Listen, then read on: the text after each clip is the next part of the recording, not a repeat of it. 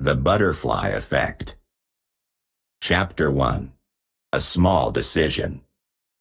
In the early spring of 2041, the city of Utrecht was waking up slowly. The trees were still bare, but small green buds had started to appear. The air was cool and fresh, and the sky was soft with morning light. Emma van Dijk walked through a quiet park on the edge of the city.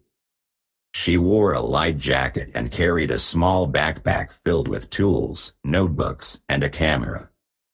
She was a biologist, and this park was part of her research area. Emma worked for the local ecology institute. Her job was to study endangered insect species and their role in the environment. She had spent years observing butterflies, bees, and beetles. She liked working alone. It helped her focus. She didn't mind the silence. In fact, she preferred it. Nature spoke in quiet ways, and Emma had learned how to listen.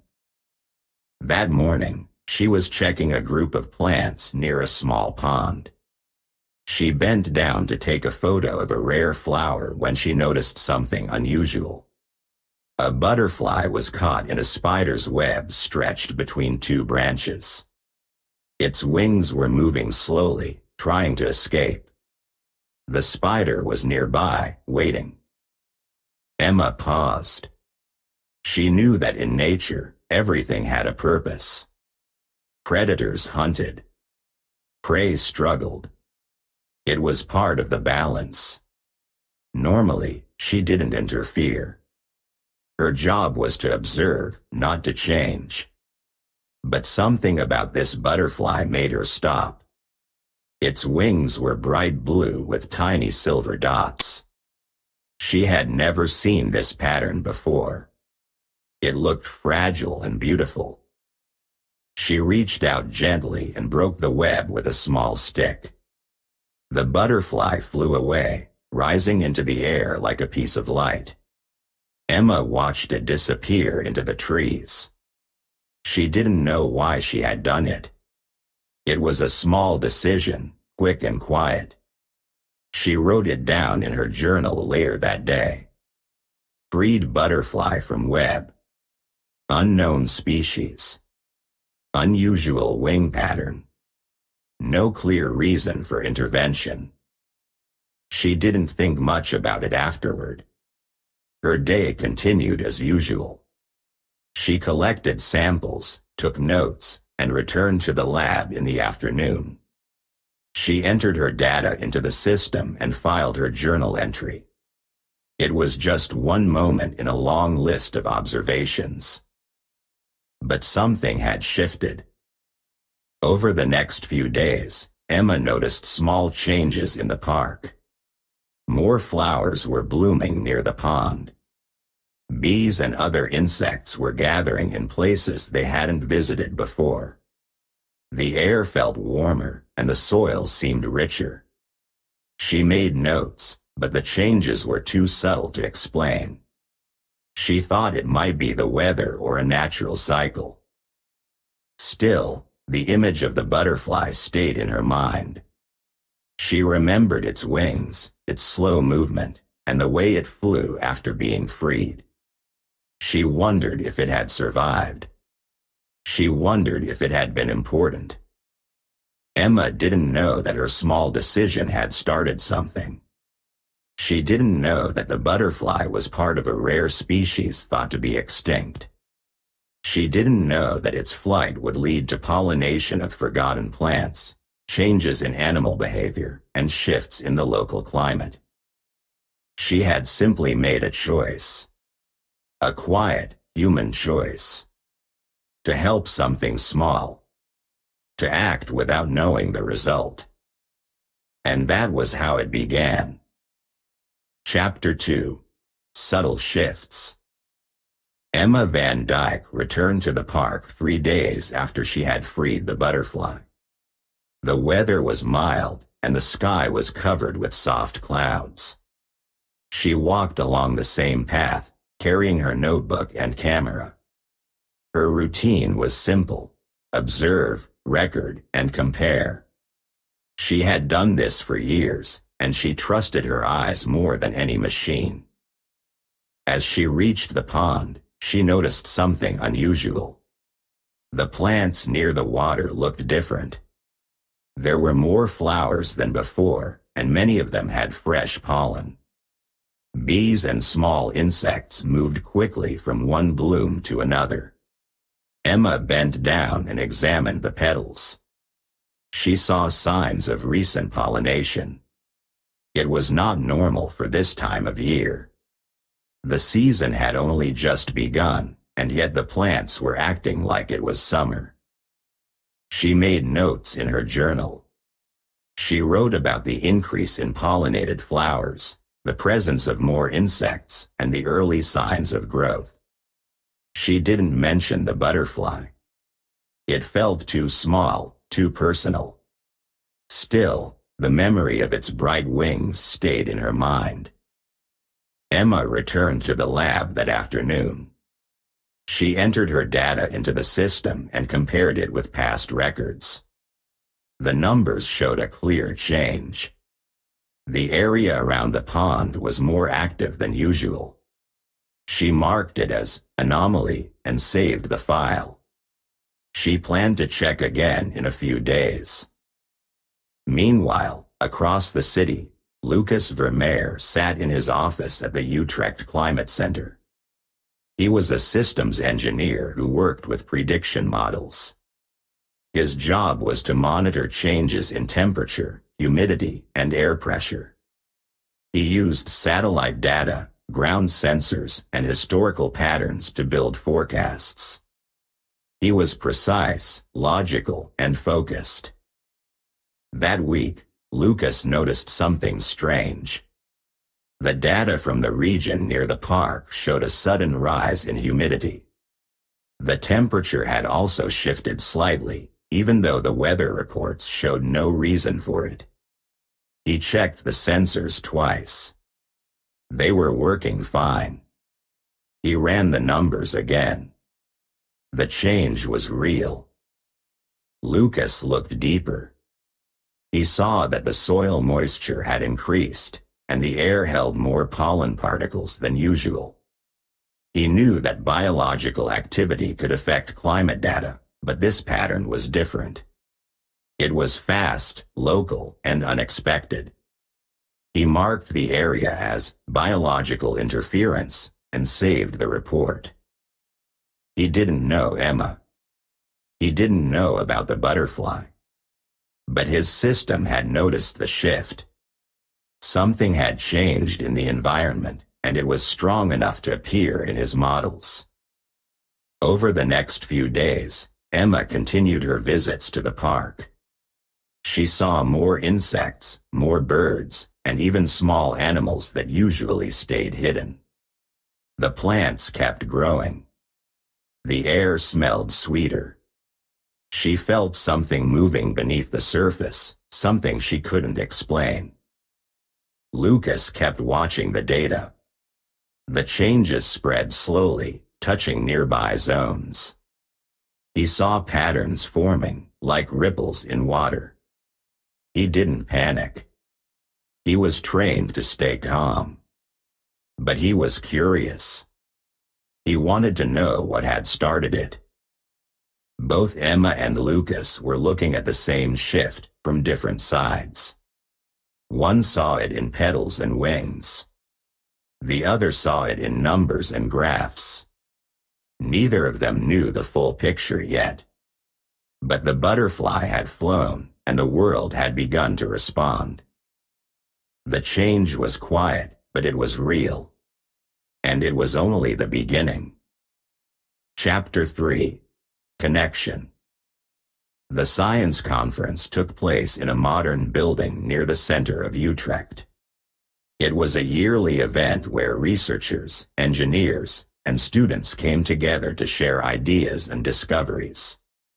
The theme that year was Micro to Macro, Small Changes, Big Impact.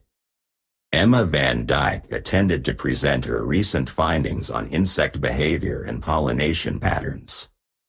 She didn't enjoy crowds, but she knew the importance of sharing her work. She arrived early, found a quiet seat near the back, and waited for her turn. Lucas Vermeer was also there. He had been invited to speak about climate prediction systems and how local data could reveal global trends. He was used to presenting in front of people. He spoke clearly, with calm confidence, and used simple visuals to explain complex ideas. His graphs showed how small shifts in temperature and humidity could grow into larger climate patterns. He believed that understanding local changes was the key to predicting future risks. After his talk, Lucas walked through the exhibition area. He stopped at a small booth where Emma had placed her charts and photos. He looked at the images of flowers, insects, and soil samples. One chart showed a sudden increase in pollination activity in a specific zone. The date caught his attention. It matched the start of the climate shift he had seen in his data. Emma noticed him reading her notes. She introduced herself and explained her research. Lucas listened carefully. He asked questions about the location, the timing, and the butterfly she had saved. Emma was surprised by his interest. Most people didn't ask about the butterfly. She told him the story, even though it felt strange to say it out loud. Lucas didn't laugh or dismiss it. Instead, he opened his tablet and showed her his climate data. The shift in humidity and temperature had started exactly on the day she had freed the butterfly. The zone of change matched the area around the pond. He had marked it as biological interference, but now he saw something more. They sat down together and compared their notes. Emma's field observations and Lucas's system data fit together like puzzle pieces. The butterfly had pollinated rare plants. The plants had changed the soil. The soil had affected moisture levels. The moisture had shifted the air. And the air had changed the climate model. It was a chain reaction. A small act had started a wave. Emma felt a mix of wonder and worry. She had never thought her decision could cause such a result. Lucas saw it differently. He believed it was a rare chance to study how nature responded to small changes. He said it was not a mistake, it was a discovery. They decided to work together. Emma would continue her field research, collecting samples and tracking insect behavior. Lucas would monitor the climate data and build models to follow the changes. They would meet weekly to share results and adjust their methods. Emma felt nervous but excited. She had never worked closely with someone before. She liked her quiet routines. But Lucas was respectful and focused. He didn't push. He listened. He understood the value of small things. Lucas, too, felt something shift. He had spent years looking at numbers and graphs. Now he saw the story behind them. He saw how one butterfly could change a system. He saw how science could be personal. Their connection grew slowly, like the plants near the pond. It was built on curiosity, respect, and a shared goal. They wanted to understand the chain reaction. They wanted to learn how small choices could shape the future. And so, the work began. 2 minds, 1 question, and a butterfly that had flown into history. Chapter 4. Deepening. Emma van Dijk and Lucas Vermeer continued their research with growing focus. What had started as a curious overlap between biology and climate data was now becoming something much bigger. They met regularly in the lab and in the field, comparing notes and observing changes. Emma spent more time in the park, walking the same paths, watching the plants and insects. Lucas worked with satellite images and ground sensors, tracking shifts in temperature, moisture, and air quality. One afternoon, Emma collected a sample from a flowering plant near the pond. Its petals were pale yellow with a soft blue center. She had never seen this species before. She took it back to the lab and ran a test. The results surprised her. The plant matched a species that had been declared extinct 30 years ago.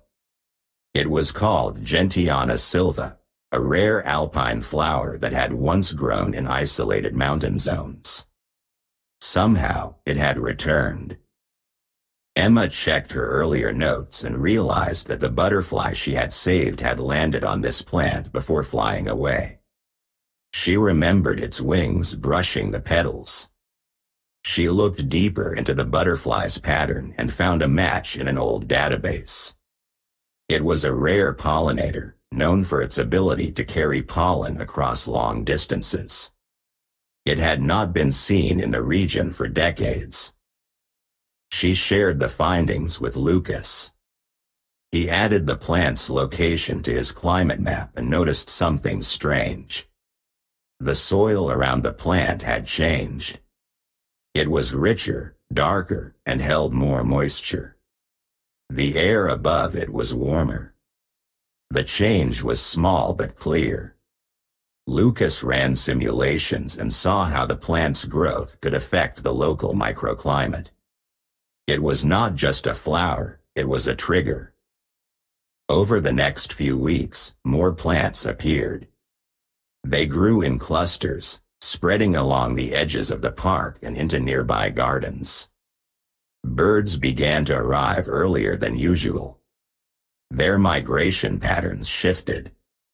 Some species that had not been seen in Utrecht for years returned. Emma recorded their songs and movements. She noticed that small mammals were changing their behavior too. They nested in new places and followed new paths. Lucas tracked the changes in the city's systems. He saw that underground roots were growing faster and deeper.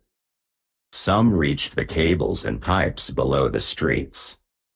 In one area, a power line failed because a root had cracked the casing. Water treatment stations reported changes in river composition. The pollen from the new plants was affecting filters and sensors. Emma felt a mix of excitement and concern. She had always believed in the power of nature, but she had never seen it move so fast.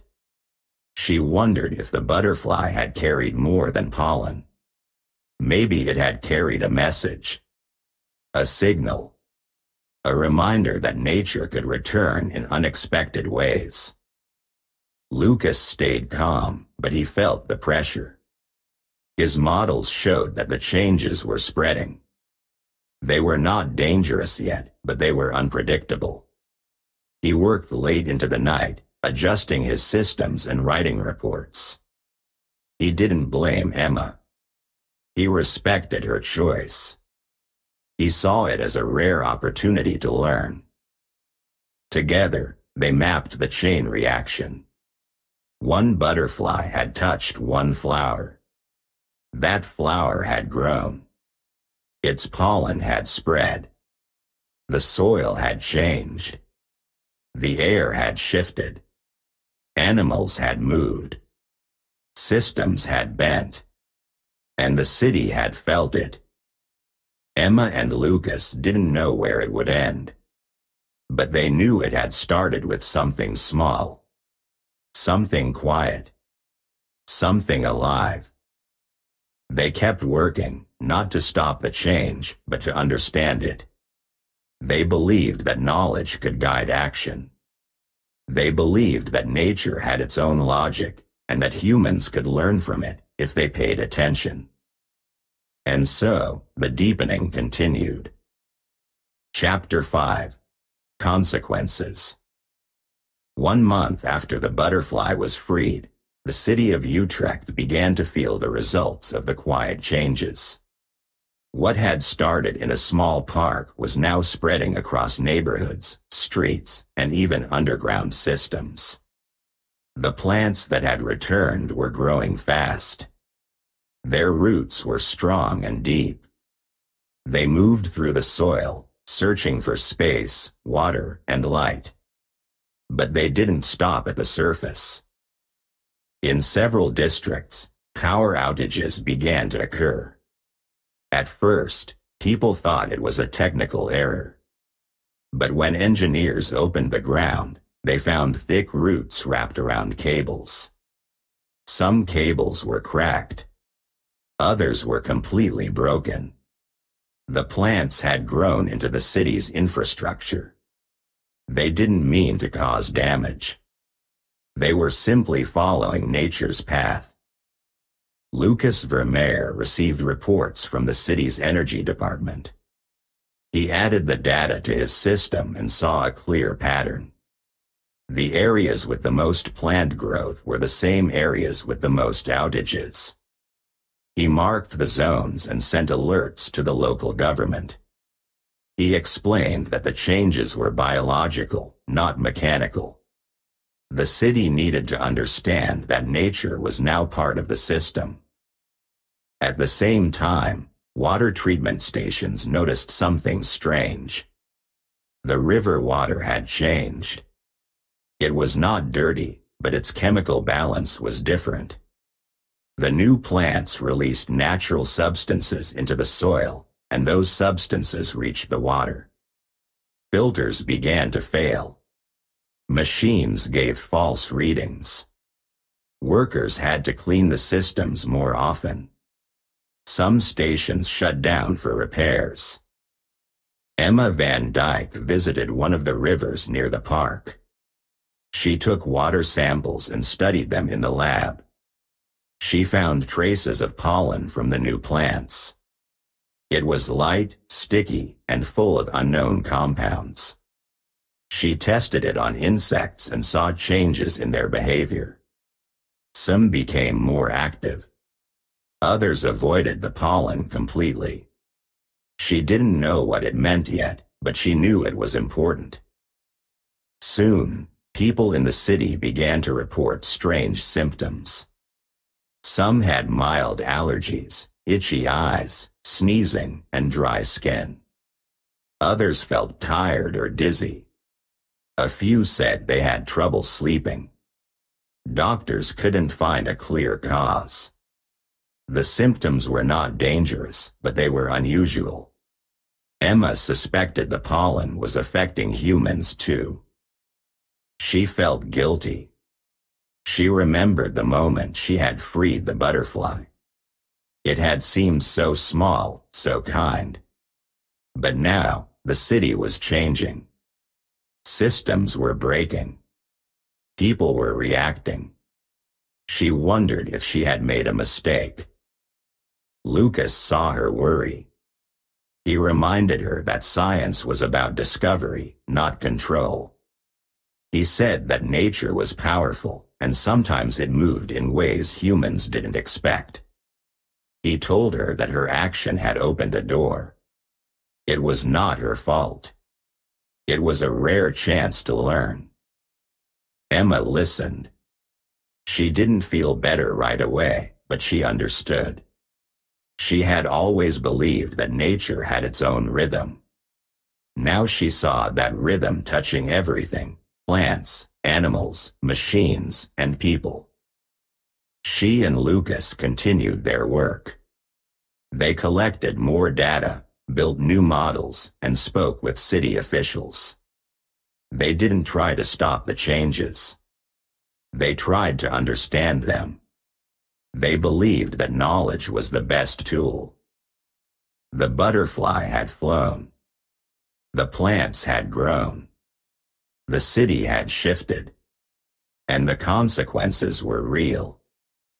But so was the opportunity. Chapter 6. The Choice. The changes in Utrecht had reached a point where the government could no longer ignore them. Reports came in daily: power failures, water system disruptions, and rising health complaints. The new plants were growing fast, and their roots were spreading into places they were not meant to reach. Officials were worried. They saw the situation as a threat to public safety and city infrastructure. Meetings were held, and the first decision was clear: stop the spread. Emma van Dijk was invited to speak at one of the emergency sessions. She stood in front of a group of city planners, scientists, and government representatives. She explained what had happened, starting with the butterfly and ending with the chain reaction. She showed photos, maps, and samples. She spoke calmly, but her heart was heavy. She knew that many people saw the plants as a problem. But she saw something else. She saw a rare chance to learn. Lucas Vermeer joined her. He brought his data models and climate maps. He showed how the plants had changed the soil, the air, and the behavior of animals. He explained that the system was now in motion, and stopping it suddenly could cause more damage. He said that nature was not a machine. It could not be paused or reset without consequences. The officials listened, but they were under pressure. People wanted answers. They wanted safety. They wanted control. Some suggested removing all the plants and restoring the area to its original state. Others wanted to block off the zone and keep people out. Emma understood their fear, but she also knew that destruction was not the solution. She made a proposal. Instead of removing the plants, she suggested creating a controlled research zone. It would be a place where scientists could study the changes, monitor the effects, and learn how nature responded to small actions. She said the zone could be fenced, watched, and managed.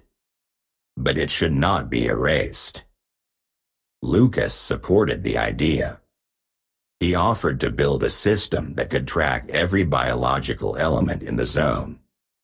His system would measure soil quality, air composition, plant growth, and animal movement. It would send alerts if anything became dangerous. He promised that the zone would be safe and useful. After long discussions, the officials agreed. They saw the value in knowledge. They understood that the situation was unique. The zone was approved, but under strict observation.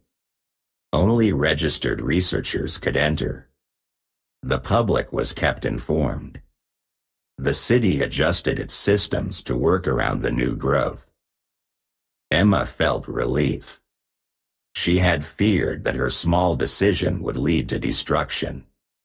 But now it had led to understanding. She continued her work in the zone, collecting samples and writing reports. She trained young scientists and shared her story. She didn't hide the truth. She told them how one butterfly had changed everything. Lucas expanded his system. He added sensors, cameras, and data points. He worked quietly, always focused. But he also smiled more. He had found meaning in the chaos. He had seen how science could protect, not just predict. Together, Emma and Lucas turned a crisis into a classroom. They showed that nature was not the enemy. It was a teacher. And sometimes, the best choice was not to fight change, but to learn from it. The zone became a symbol. Not of danger, but of discovery. And the choice they made reminded everyone that even in uncertain times, knowledge could lead the way. Chapter 7. Understanding. Emma van Dijk stood at the edge of the research zone, watching the plants move gently in the wind. The air smelled different now, earthy, rich, and full of life. The flowers that had once seemed rare were now common in this part of the city. Bees flew from bloom to bloom, and birds sang in trees that had grown taller in just a few months. She took a deep breath and closed her eyes for a moment. She felt something she hadn't felt in a long time: peace. She had spent weeks studying the zone, collecting data, and observing changes. But now, she was thinking beyond the numbers. She was thinking about meaning. The butterfly she had saved was no longer just an insect. It had become a symbol. A reminder that even the smallest action could lead to something much bigger. She remembered how she had hesitated before freeing it. She had almost walked away. But she hadn't. And that one choice had changed everything. Emma began writing a paper about the event. She didn't focus only on biology. She wrote about connection, about how life was linked in ways people didn't always see. She described how the butterfly had carried pollen to a forgotten plant, how that plant had changed the soil, and how the soil had changed the air. She wrote about the birds, the animals, the water, and the people. She called it the chain of life. It was not just science. It was a story. Lucas Vermeer worked in his lab, building a new model. He used data from satellites, sensors, and Emma's field notes. He created a system that could show how one biological shift could affect global systems. His model was simple to use but deep in design. It could simulate how a single plant could change weather patterns, how a new insect could affect food chains, and how human choices could shape the future. He called the model Echo. It was named after the idea that every action creates a sound that travels far. He believed that nature was full of echoes, some loud, some quiet, but all important. He tested the model with different scenarios. He showed how a small change in one city could lead to a shift in another country. He shared the results with other scientists, and they were amazed. Together, Emma and Lucas presented their work at a global science forum. They spoke about dynamic ecology, a new way of thinking about nature. It was not just about studying plants and animals. It was about understanding how everything was connected. They said that nature was not a set of parts. It was a living system, full of movement and meaning. Their ideas spread quickly. Universities asked for copies of their research. Students wrote essays about the butterfly. Journalists told the story in newspapers and magazines. People began to see the world differently. They started asking questions about their own choices. Could planting one tree help a forest grow? Could saving one bee help a garden bloom? Could kindness to nature change the future? Emma felt proud but humble. She didn't want fame. She wanted understanding. She wanted people to see that science was not just about facts. It was about care. Lucas felt the same. He had spent years working with machines, but now he saw the human side of science. He saw how emotion and logic could work together. The research zone became a place of learning. Schools visited. Artists painted. Musicians played songs inspired by the story. The butterfly was remembered not just as a creature, but as a spark. A beginning. Emma and Lucas continued their work. They didn't try to control nature. They tried to listen. They believed that the future was not something to fear. It was something to shape, with attention, with respect, and with small, thoughtful choices. And so, understanding grew. Not just in the lab, but in the hearts of people. The butterfly had flown. The world had changed. And the lesson was clear: everything matters. Chapter 8. Resolution. 1 year had passed since Emma van Dijk freed the butterfly in the quiet park near Utrecht. What began as a small act had grown into something much larger. The research zone, once a place of uncertainty and concern, had become a center of learning and discovery. Scientists from different countries visited to study the plants, the soil, the insects, and the climate. Students came to observe and ask questions. Journalists wrote stories. Artists painted murals. The zone was alive, not just with nature, but with curiosity. Emma walked through the zone almost every day. She carried her notebook, her camera, and sometimes just her thoughts. She watched the flowers bloom in new patterns. She listened to the birds that had returned. She studied the insects that had adapted to the new plants. She no longer felt guilt. She felt responsibility. She understood that her choice had started something important. She had not planned it, but she had accepted it. Her work had changed too. She no longer focused only on endangered species. She studied relationships, how one life touched another, how one change led to many. She called it living connection. Her papers were simple but powerful. She wrote in clear language so that anyone could understand. She believed that science should be shared, not hidden. Lucas Vermeer continued to improve his model. He added new layers to ECHO, his system for tracking biological impact. He included data from Emma's fieldwork, satellite images, and weather stations. He created simulations that showed how small actions could ripple across ecosystems.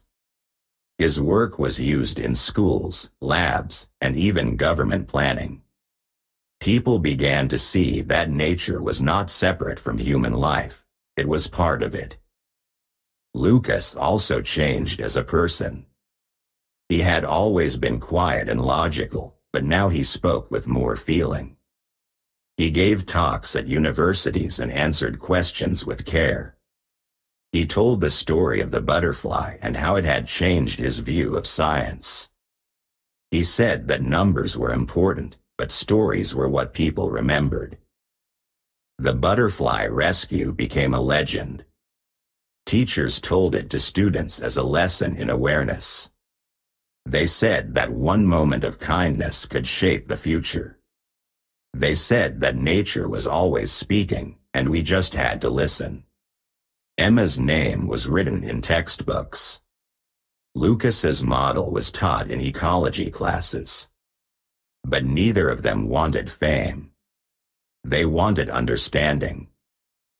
The city of Utrecht adapted to the changes. Engineers worked with biologists to protect cables and pipes. New gardens were planted using the zone's plants. Air filters were redesigned to handle the pollen. People learned to live with the new environment. They didn't fight it. They worked with it. Emma and Lucas often sat together near the pond where it all began. They didn't talk much. They didn't need to. They watched the butterflies fly and the water move. They felt the wind and the warmth of the sun. They knew that the world was always changing, and that change could be beautiful. Emma looked at the pond and remembered the moment she had freed the butterfly. She had acted without knowing the result. But now, she saw the result all around her. She smiled, not because everything was perfect, but because everything was connected. Lucas looked at the trees and thought about the future. He didn't know what would happen next. But he knew that people were learning. He knew that the world was listening. And so, the story ended, not with a final answer, but with a quiet truth. Moral: even the smallest action can lead to great change. The world is a web of connections. If we learn to listen to nature, it will teach us more than we ever imagined. Thank you for your attention. If you like the story, please like and subscribe. It motivates us to make new videos and helps us promote the channel. Thank you.